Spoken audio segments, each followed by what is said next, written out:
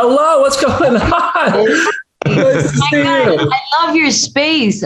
Thank you so much. Y'all can come hang out anytime. Yeah, you got the glove, you got Morbius. Nice, man.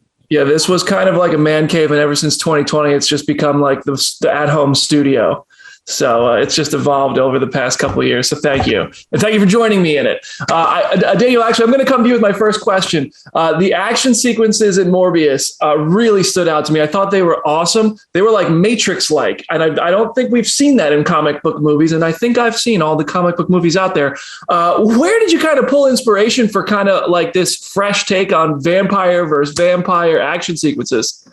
I mean, I was looking at different things. I was looking at the Grandmaster, by Von Kar-wai, who I think has awesome, action sequences that makes mine look like nothing.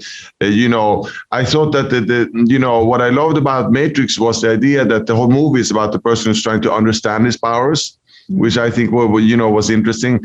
And then also, when they've done echolocation, they've always done this idea that it's a blind person who has the echolocation. So how would it look if a person who could see? Then it would be like, it had to be almost like a surreal or, a psychedelic experience, So then I also watch, Pokemon, and I love how they used colors, to emphasize his powers. So I thought I would do that. So that's awesome. Psychedelia, and weirdness would be nice.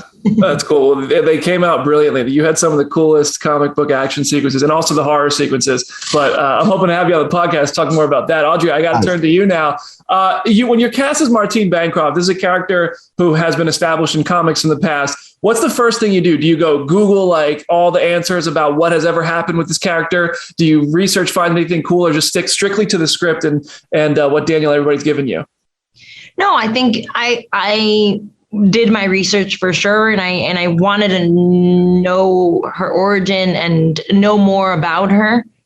So then I could come to the script with a little bit more information or a little bit more backbone, or I can even discuss things with my director, really. But yeah, I mean, I after the whole preparation, having everything in my brain and my body, I think when I went to set, I focused very much on Martine that Daniel envisioned and the writers envisioned and that we spoke about. And I stayed true to that version of Martine, which I love dearly.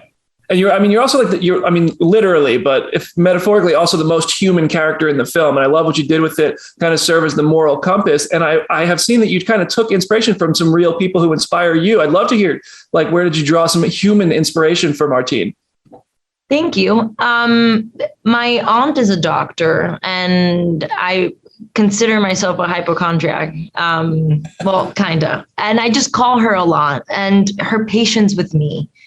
And, and the way that she speaks to me comes with so much passion and so much empathy. And I knew I wanted that for Martine. Also, she's a woman that struggled so much to get to the level that she is. And I think AOC is similar and got to a place as Martine did. And sort of, I like how AOC can sit in a room full of white men and not be scared of saying her opinion. And I think Martine's very similar to that. I think visually Sade was a good inspiration. I just sort of pulled from a lot of really strong women, and also surrounded myself with really strong women, or I know I called my mom as often as I could while filming. She even came to visit. You just draw from what you have tangible, I think. And I love that. Daniel was a great help. That's cool. I think you did a really good job with this. So thank you for sharing all that. And Daniel, I want to hear the one question I have for you. This movie has been through a lot of delays because of 2020 and 2021. And then ultimately we have finally landed on April 1st when it looked like maybe a little earlier this year we're going to get that. Now, some fans, myself included, speculated after Spider-Man No Way Home came out, you guys might have been adding something.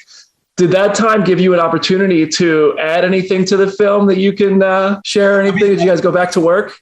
Yeah, no, but I mean, yes and no, because the idea of the kind of parallel universes was really introduced not into the kind of Marvel Cinematic Universe, but it was introduced within cinema, if you'd call it, in Spider-Verse, which was released by Sony and, produced by Adria Arjona, who also produced Morbius.